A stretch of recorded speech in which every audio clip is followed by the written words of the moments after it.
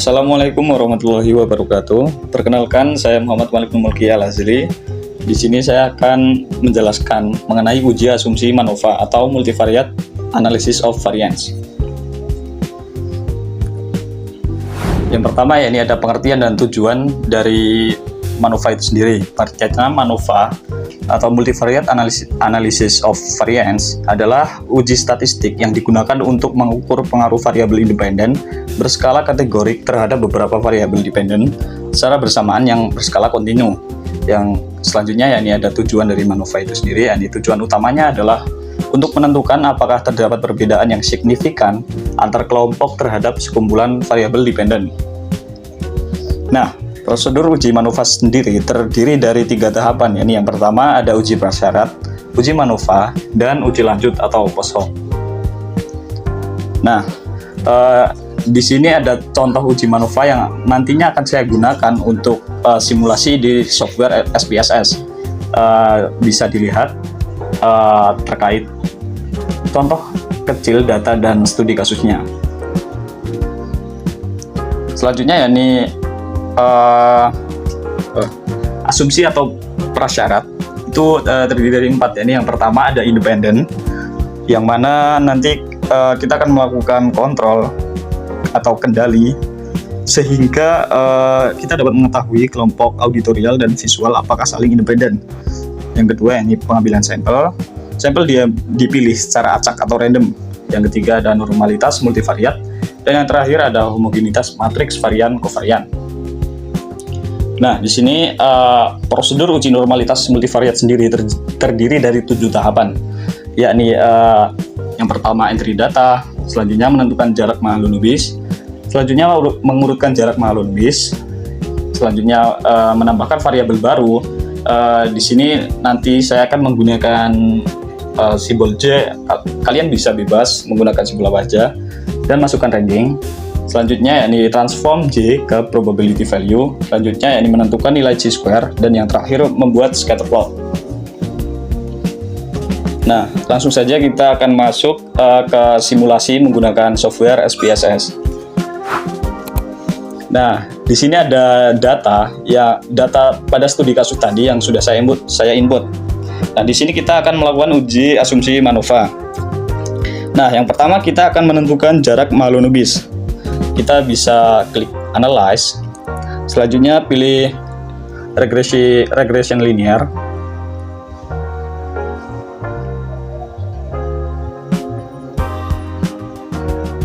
pilih regression, selanjutnya pilih yang linear.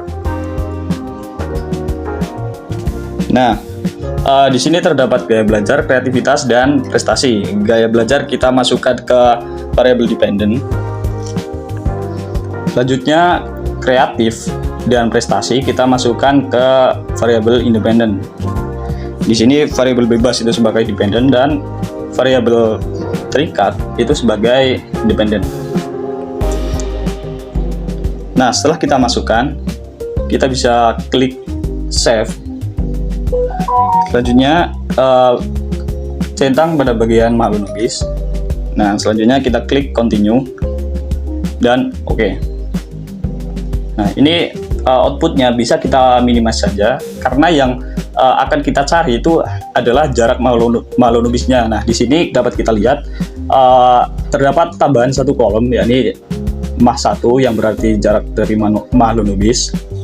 Nah, selanjutnya kita akan mengurutkan jarak Mahalanobis dari yang terendah. Nah, jadi teman-teman ini sudah urut. Nah, barangkali nantinya itu belum urut, kalian bisa mengurutkannya dengan klik data. Habis itu bisa pilih short case dan masukkan Mahalanobis tadi yang telah dibuat, jarak Mahalanobis. Kita masukkan. Nah, setelah itu bisa klik OK. Nah, kita minimize saja. Nah, nantinya Mahalanobisnya itu akan otomatis urut dari yang terendah sampai tertinggi. Nah, ini sudah urut ya. Selanjutnya kita akan menambahkan variabel baru. Nah, kita bisa klik variable view. kita bisa klik variable view. Habis itu kita di name, pada bagian kolom name kita, di sini saya akan memasukkan J karena di sini kita menggunakan teorinya dari Johnson. Nah, saya menggunakan J, habis itu enter.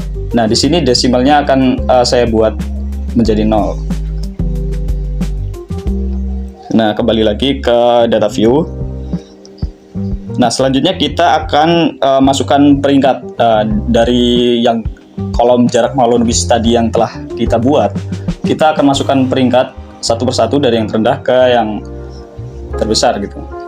Kita masukkan manual.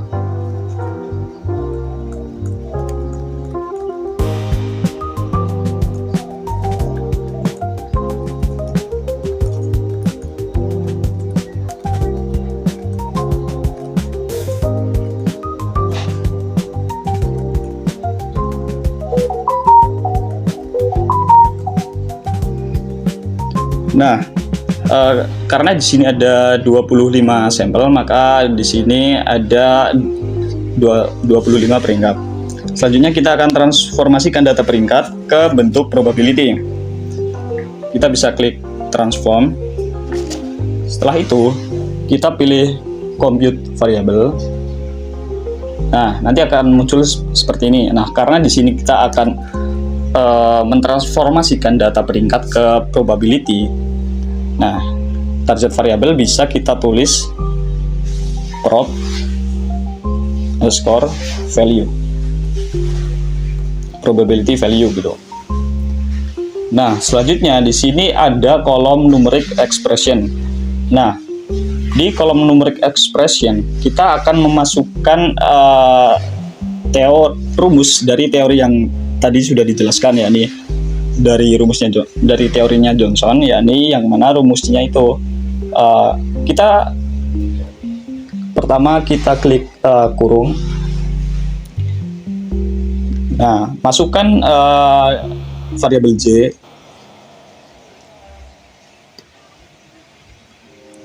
Selanjutnya dikurangi 0,5 dibagi banyaknya sampel pada data kita gitu. Nah, di sini ada 25 sampel, berarti dibagi 25. Nah, kalau sudah seperti ini bisa kita klik OK.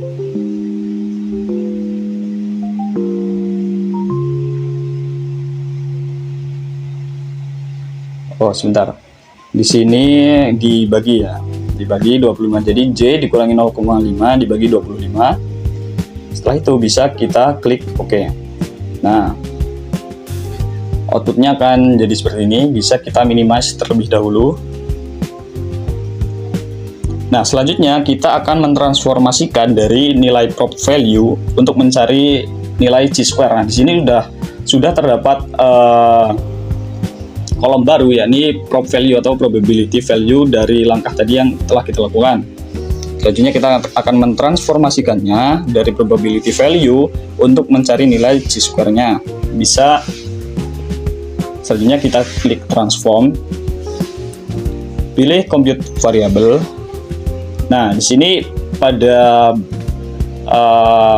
target, karena kita akan mencari nilai chi-square, kita bisa tuliskan QI. Ini merupakan lambang dari chi-square. Nah, selanjutnya kita hapus terlebih dahulu pada bagian numeric expression-nya.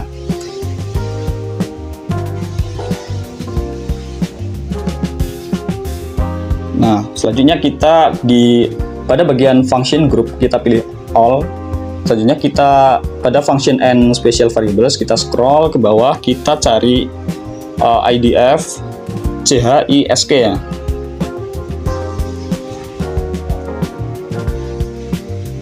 Nah, ini.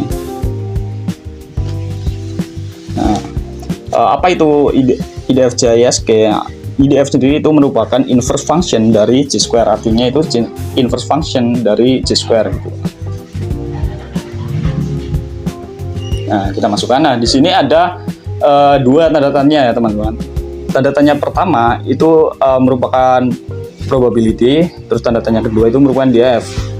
Nah, pada tanda tanya pertama kita masukkan probability value. Kita masukkan. Nah, selanjutnya pada tanda tanya kedua kita masukkan kreativitas dan prestasi.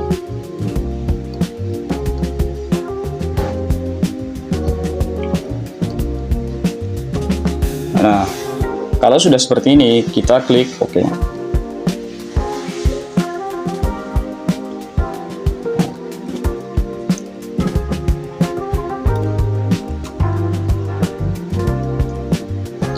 Karena kreativitas dan prestasi itu merupakan kedua, maka kita bisa tulis 2. Kita klik OK. Nah, kita bisa minimize terlebih dahulu. Nah, di sini sudah terdapat kolom baru, yakni merupakan kolom chi-square atau KI. Nah, selanjutnya untuk menyimpulkan uji normalitas sendiri, kita harus membuat scatter plot antara jarak Mahalanobis dengan chi-square gitu. Kita bisa klik graphs. Selanjutnya pilih legasi dialog. Nah, pada legasi dialog kita pilih scatter atau dot ini. Nah, kita pilih yang simple scatter, habis itu klik define. Nah, di sini pada bagian y-axis kita masukkan Mahalanobis. Pada x-axis kita masukkan chi-square atau KI. Nah, setelah itu kita bisa klik OK. Nah, jadi outputnya itu bisa dilihat. Outputnya berupa grafik yang mana titik-titik grafik itu membentuk garis lurus. Nah, untuk lebih mempermudah kita menyimpulkan grafik ini, kita bisa memunculkan garis terlebih dahulu, yang mana kita bisa mengeklik 2 kali pada tabel bebas. Kita klik 2 kali. Nah, nanti akan muncul seperti ini. Kita klik elemen. Setelah itu kita pilih yang fit line at total. Nah, kalau sudah seperti ini kita close saja. Nah, di sini sudah terdapat garis teman-teman. Nah, jadi dari output grafik dan yang mana grafik ini membentuk sebuah garis lurus, kita dapat menyimpulkan bahwa data tersebut memiliki distribusi normal gitu. Nah, dapat dilihat. Selanjutnya kita bisa minimize terlebih dahulu.